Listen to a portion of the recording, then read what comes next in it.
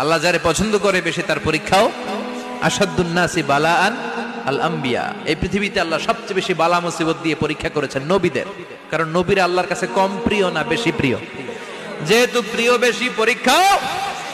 এজন্য মুমিনের উপর যদি পরীক্ষা আসে, মুমিনের উপর যদি অত্যাচার আসে, মুমিনের উপর যদি ধৈর্যের পরীক্ষা আসে, জেল জরিমানা আসে, মুমিন ওইটারে ভয় পায় না। মুমিন ভয় পায় একজনকে, চিল্লায় বলেন তিনি কে?